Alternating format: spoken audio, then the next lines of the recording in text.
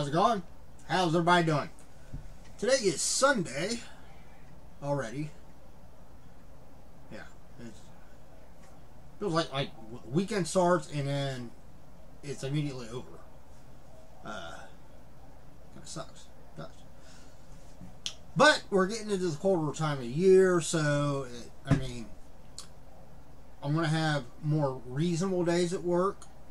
You know, because obviously, you know, the landscaping's kind of coming to a close for at least a few months.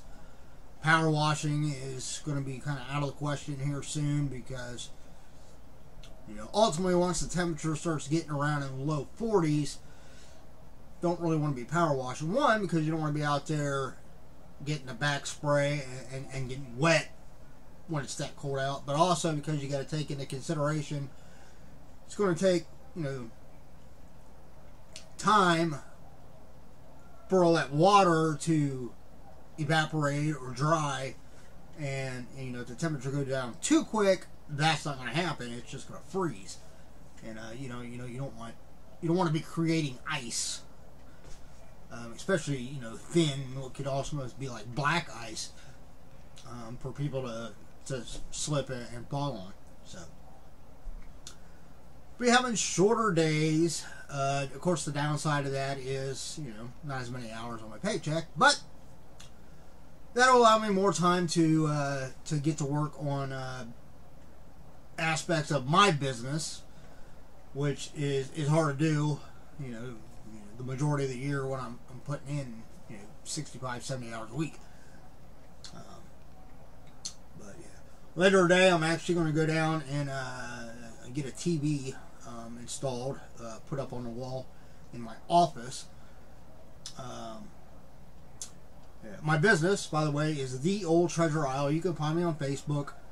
I don't put a lot of posts on there right now. Right now, I just operate through the Mercari and Poshmark sites or apps. JRYMMAN is my username on both those sites. You can see all the stuff I have on there for sale. All of it's like new or brand new merchandise. So go in there, find me on both of those, Mercari and Poshmark. Check out what I got. But, you know, when it comes to the inventory, you know, I made a mistake of not doing it as I went along. You know, I acquired so much of it, and I started listing it and stuff like that. And now I'm in a portion where I got, like, everything that I have listed right now, I've got written down, I've got logged, but just on like paper. I'm trying to go through and enter it into an actual like spreadsheet and stuff, so that once that's done, when I have kind of the master copy of that from essentially what my inventory was at the beginning of the year, I can make copies of that file and then change it as I need to. You know, take out the stuff that was sold, and then that'll be the next one basically for this coming year. You know, in other words, take out the stuff that was sold. Okay, still have my master copy with everything, and take out the ones that were sold, and that'll be kind of like my end of the year inventory. You know, like December 31st type inventory. And then I can go in and, you know, all the stuff that I have ready to go and to put up and list and so forth, then I can start listing that and then add it to that inventory sheet. You know, and then at the end of this next year, basically do the same thing again.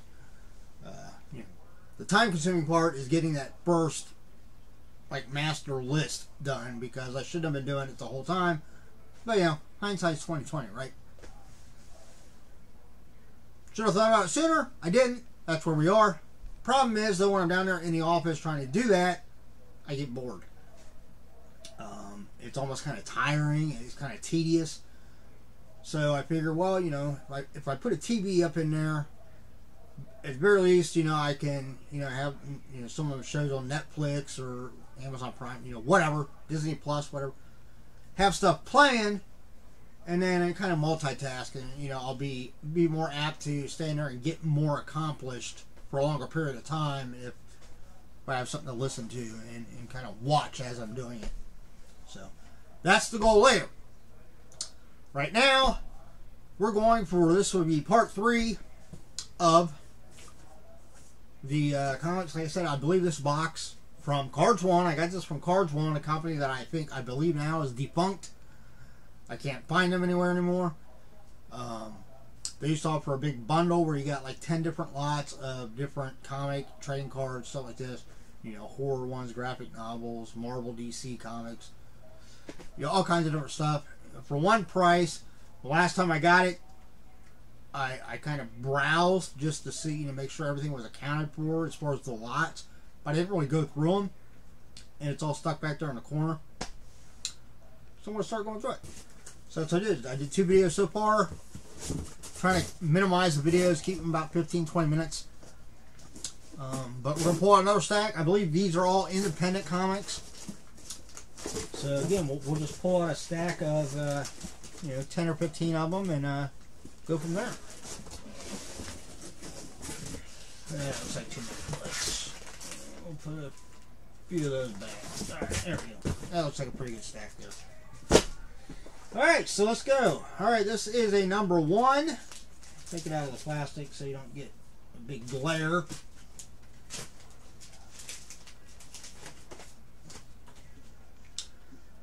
This is from Bug Books. Obviously, you know, independent, probably very low production comic, you know, independent publisher. It's called Dr. Speck, the Spectacular first issue, and a very more simplistic drawing stuff. I mean, it's still well done, but you know, black and white.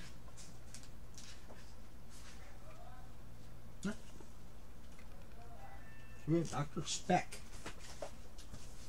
A lot of these independent ones will be ones, you know, I've never heard of, which might be the case for a lot of you too. You know, even if you're a big comic collector, you know, a lot of independent ones you might not come across because a lot of times they're only in certain areas of the country, or you know, they're ones you almost have to really go to comic book shops and stuff to get. Or maybe you know the person personally that's doing the comic and you can just buy it directly from them. Alright, next one. This kind of looks like it's kind of a take on like the old Tide box, I want to say, maybe. Or something like that. This is called The One. The last word in superheroics. The Big Sleep. This is number 1 of a 6-issue limited series.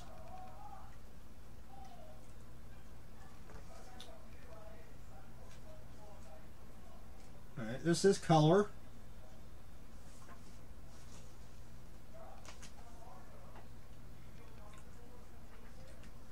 Never heard of this either. So it might be interesting though.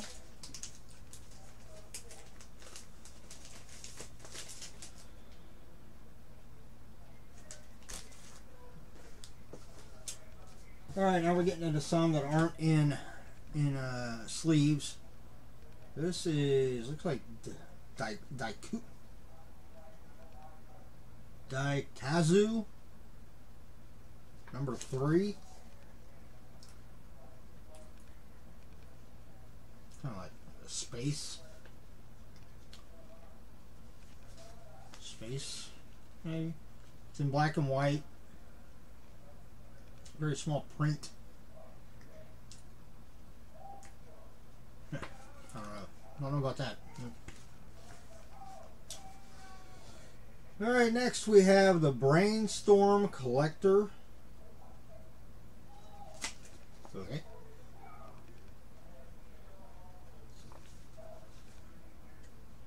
Oh, I've got wings. Must be a demon or something. Oh, this is like a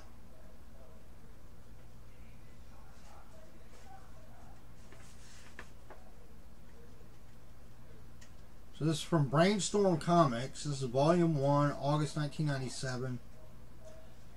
It's basically just a kind of compendium of the, looks like the Vampiritica and Luxura Vampire. Yeah. So it's basically just like a compendium showing, you know, all the different issues that they put out. Alright, next, this is kind of a weird looking cover. Number 2 from 1986, The Threshold of Reality.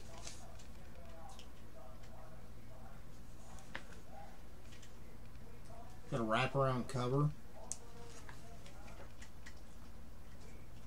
Oh, this is more of a like an actual like story with some comic panels in it, illustrations and stuff. But that's different. I've never seen something like that in comic book format like this. Oh, here we have another one. This is number 1. We have 1 and 2 of Threshold of Reality. Again, wraparound cover. Cool little skeleton right there. Now, I'm assuming this will probably be the same way. Yep.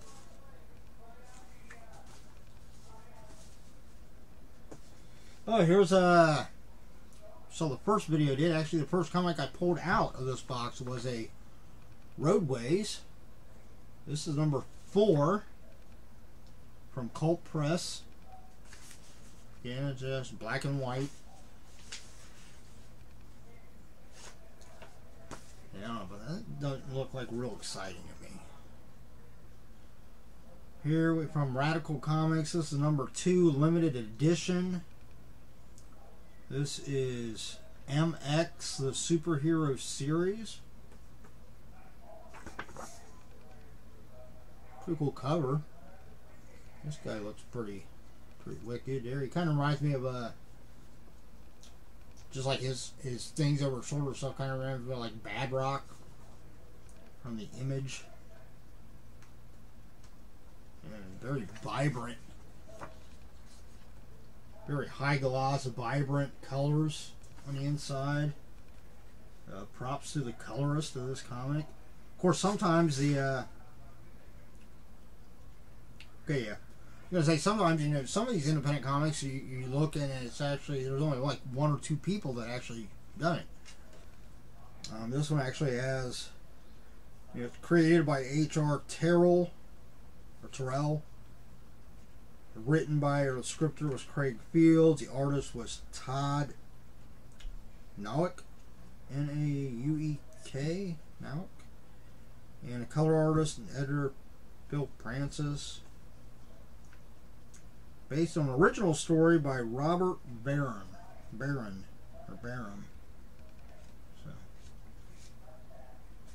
So that one actually looks like it might be pretty interesting. Alright, next we've got, can't make out what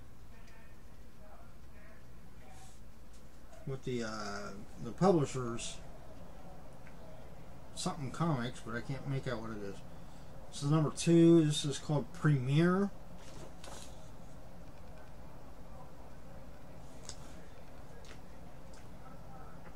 Tony Lopez presents Premiere number 2.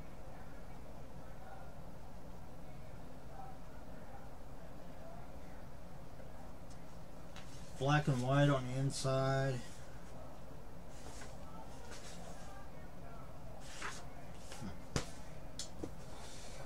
Alright, a couple more. This is from Cowtown Comics. Number 2. So it's just like real life, only crunchy. Pop culture and 2-minute noodles.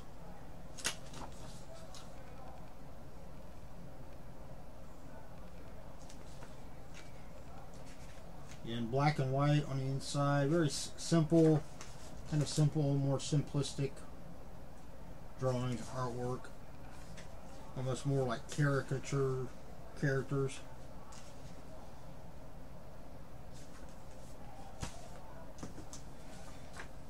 Alright, here we have, this is from Almost Press is Artemision War of Souls. I don't. That's what it looks like. AERTIMIASAN. Artemision.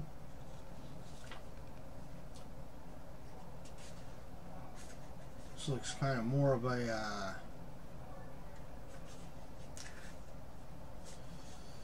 not samurai, but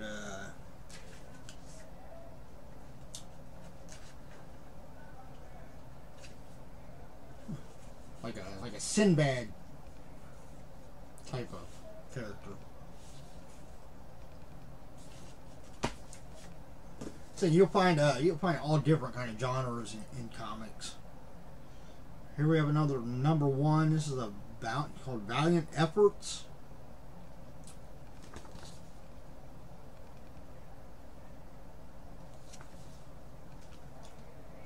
Black and white.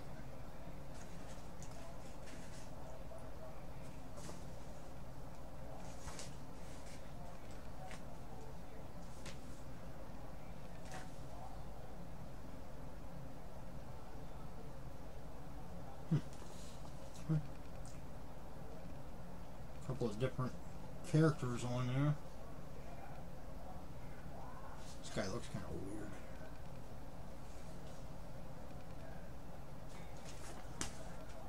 All right, and the last one for this portion of the video. This is from Blink Comics or Blink Press, whatever, May of 1998. It's the number 2. It's called Talisman.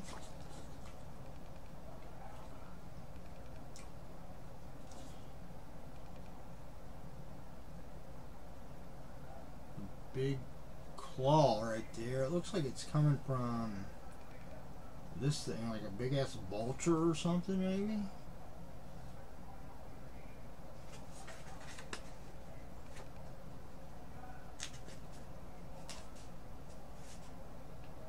Black and white, again, very small print.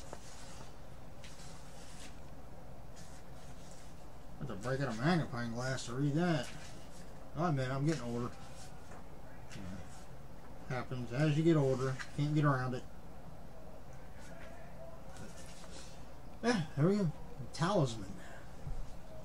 So, that's the next little batch of independent comics from one of my boxes I got from the last Cards 1 big bundle.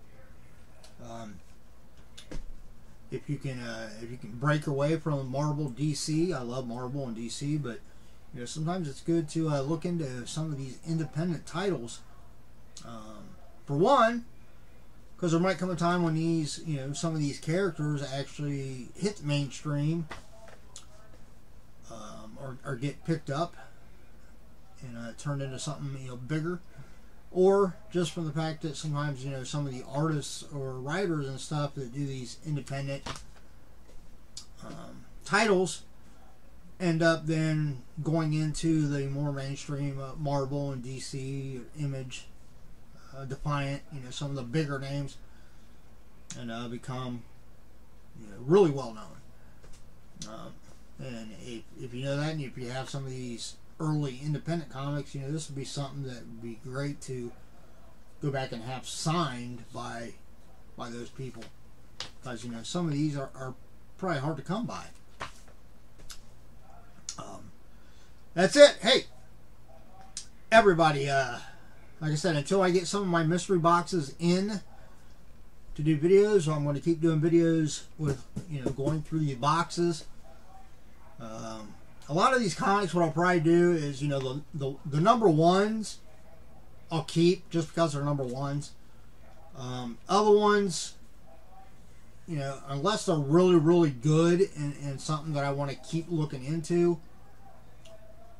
I'll probably end up getting rid of them. I'll probably maybe bundle them in packs or whatever. But yeah, and we'll keep going through them and see what I got. Like I said, you know, a lot of these boxes I never actually went through, so I don't know. I'm sure there's probably Like the box on the bottom over there is a really big box. I'm sure it's probably got Marvel and DC in it. I might have some really good key issues that I don't even realize I have. So stay tuned. Subscribe. Hit that notification bell. If you enjoyed the video, give me a thumbs up. I'd greatly appreciate it. And as always, stay safe, stay healthy. Look out for yourself and those around you. And until the next little snippet, I'll see you later. Have a good weekend. What's left of it.